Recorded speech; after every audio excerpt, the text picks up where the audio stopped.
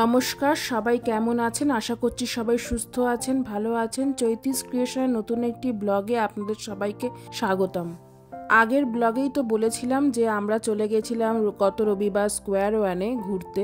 তো মলে ঢোকার পর আমরা প্রথমে মলের নিচের ফ্লোরে চলে গেছিলাম, কারণ আমরা যাব মাউন্টেন ওয়্যারহাউসে কিছু জ্যাকেটের কালেকশন দেখতে। তো সেটা নিচের ফ্লোরেই ছিল, সেই জন্য ফার্স্টেই আমরা নিচের ফ্লোরে চলে গেছিলাম। এর আগেও আমরা বেশ কয়েকবার এই মলটাতে এসেছি, তাই আমরা জানি যে কোন কোন দোকান কোন দিকে। তো আজকে যেহেতু আমরা মাউন্টেন ওয়্যারহাউসেই যাব, সেই জন্য আগের দিন এসে দেখে গেছিলাম যে এই দোকানটা নিচের ফ্লোরে আছে, তাই নিচের ফ্লোরেই চলে এলাম। আর যারা নতুন এই মলে আসবেন বা এসেছেন তাদের জন্য কোনো অসুবিধা নেই, কারণ এখানে বড় বড় স্ক্রিন রাখা আছে, যেখানে সার্চ বাটনে গিয়ে কোন দোকানে যাবে সেটা সার্চে লিখলেই ম্যাপে দেখিয়ে দেয় কিভাবে কোন দিকে যেতে হবে মলে। তো এই যে মাউন্টেন ওয়্যারহাউসে ঢুকে পড়লাম। ঢুকে জ্যাকেটের তো এখানে হিউজ কালেকশন ছিল। আর এই দোকানটার একটা বিশেষত্ব হলো, এখান থেকে কোনো জ্যাকেট কিনলে সেই জ্যাকেটটার ওপর 2 বছরের ওয়ারেন্টি থাকে। আর এইখানকার জ্যাকেটের কোয়ালিটিও খুব ভালো। এটা খুব নামি একটা ব্র্যান্ড এখানকার, এই কানাডার। তো আমরা আগের বারও এখান থেকেই জ্যাকেট কিনেছিলাম, তো জ্যাকেটটা বেশ ভালোই পেয়েছিলাম, তাই আবারও চলে এসেছিলাম এখান থেকে জ্যাকেট কিনতে। তো এবারে এসে দেখলাম জ্যাকেটের ওপর বেশ ভালোই ডিসকাউন্ট দিচ্ছিল, যেটা আগের বার একটু কম দিচ্ছিল ডিসকাউন্ট। তো যেহেতু সামনে ক্রিসমাস ডে বা বড়দিন, সেই জন্যই হয়তো এই সেলগুলো দিচ্ছে। আর আমি যে জ্যাকেটটা এখন পরে আছি সেটা এখান থেকেই নেওয়া, মানে এই মাউন্টেন ওয়্যারহাউস থেকেই নেওয়া। তো জ্যাকেটটা পরে আমার খুব কমফোর্টেবল ফিল করি, তাই আবারও একটা নিতে এসেছিলাম। তারপর তো মাউন্টেন ওয়্যারহাউস থেকে বেরিয়ে বাইরে বেরোতেই দেখলাম যে খুব সুন্দর করে পুরো মলটাতে সাজানো। আর শুধু মলই সাজানো সেটা নয়, পুরো মলের ভেতর যে দোকানগুলো আছে সেই দোকানগুলো পার্সোনালি ভীষণভাবে খুব সুন্দর সাজিয়েছিল। আর চারিদিকের এই সাজগোজ লাইটিং দেখে বেশ মনটা আনন্দ ভরে যাচ্ছিল। আর এমনিতেও মলটাকে খুব সুন্দরভাবে সবসময় সাজিয়েই রাখে, কিন্তু স্পেশালি সামনে বড়দিন উপলক্ষে এগুলো লাগিয়েছে, মানে এই রকম সাজিয়েছে। চলুন তবে এবার মলটার চারিদিকটা একটু ঘুরে দেখা যাক।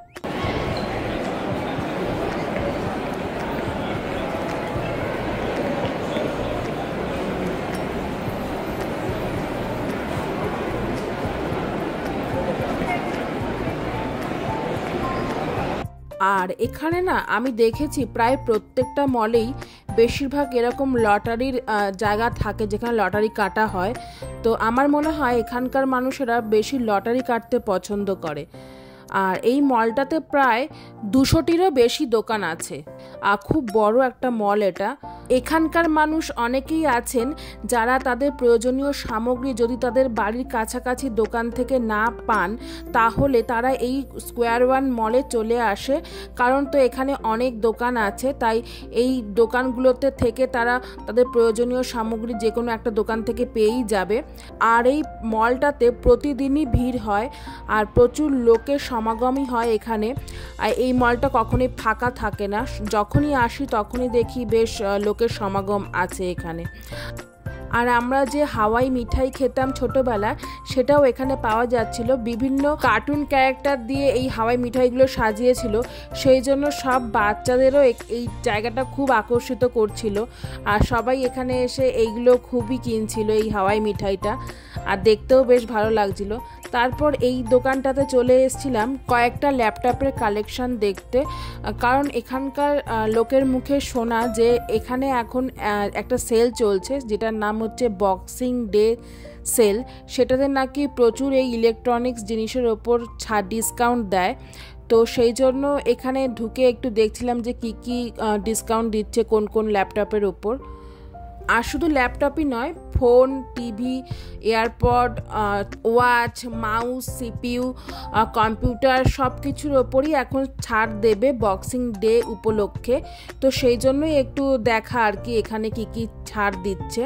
তবে এখানে সব দোকানেই এই টাইমটাতে খুবই ডিসকাউন্ট দেয় সব জিনিসের ওপর, কিন্তু ডিসকাউন্ট দিলেও এখানে যে হারে ট্যাক্স নেয় সব জিনিসের ওপর, তাতে আমার মনে হয় ডিসকাউন্ট দেওয়ার আগেও যে দামটা পড়ছে, ডিসকাউন্ট দেওয়ার পরও সেই একই দামের কাছাকাছি পড়ে। দামটা খুব একটা কম বেশি দামের হেরফের হয় না।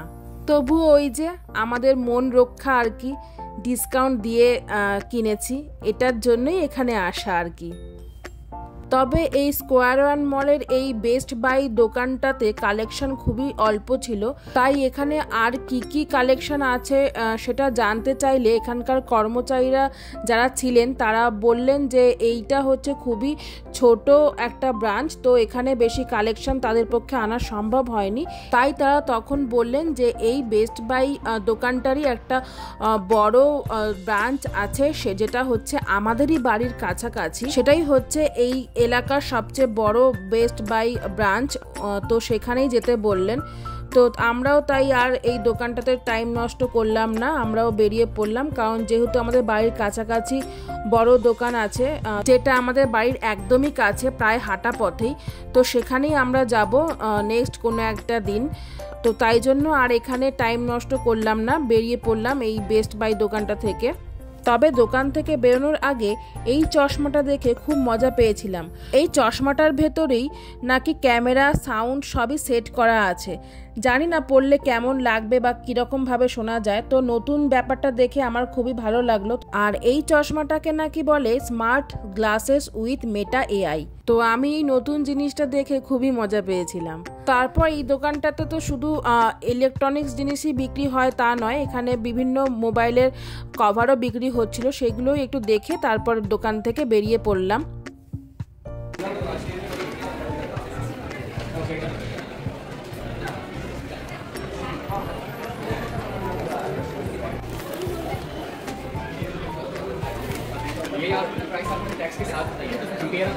তারপর একটু কফি খেতে মন চাইছিল, সেই জন্য আমরা চলে গেছিলাম টিম হর্টেন্সের দিকে।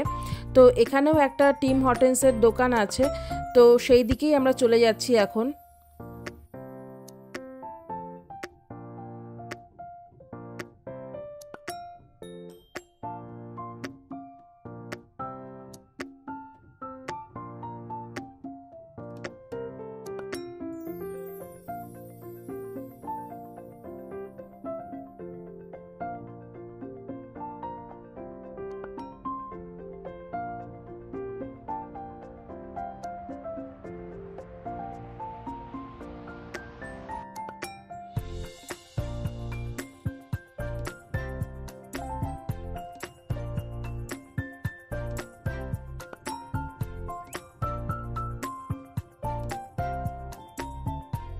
আর এই টিম হর্টেন্সের কাছে আসলে লাইন দিতে হয়, কারণ এখানে এত ভিড় হয়, সবাই তো এই ঠান্ডায় বাইরে বেরোলে কফি খেতে চাই, তো সেই জন্য এই দোকানটাতে খুবই লাইন পড়ে। আমরাও তারপর লাইনে দাঁড়িয়ে পড়লাম কফি নেব বলে। আর খুব একটা বেশি লেট হয় না লাইনে দাঁড়ালে কফি নিতে, কারণ এখানে কফি সার্ভ করার জন্য 3-4টে কাউন্টার থাকে, সেই জন্য খুব একটা লেটও হয় না দাঁড়ালে।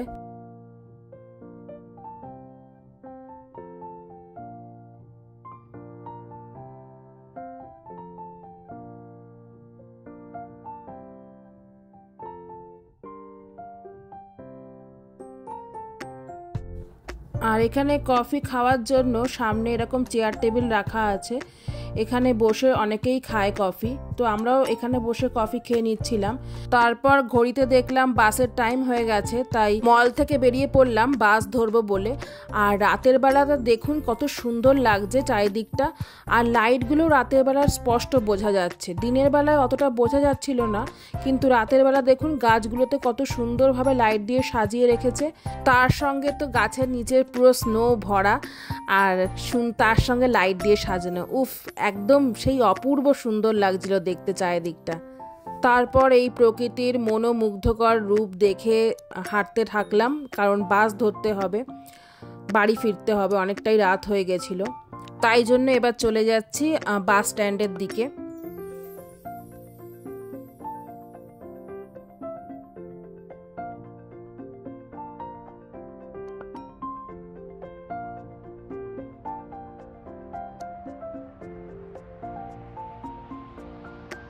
তারপর বাস স্ট্যান্ডে আসা মাত্রই সাথে সাথে বাস পেয়েও গেছিলাম, বাস দাঁড়িয়েই ছিল, তো ঠিক টাইম মতো বাসে উঠে পড়লাম। তারপর রাতের শহরের সৌন্দর্য উপভোগ করতে করতে চলে গেলাম বাড়ি। তো আজকের মতো ব্লগটা এখানেই শেষ করলাম, আবার দেখা হবে নতুন একটি ব্লগে, ততক্ষণ অবধি ভালো থাকবেন, সুস্থ থাকবেন, টাটা।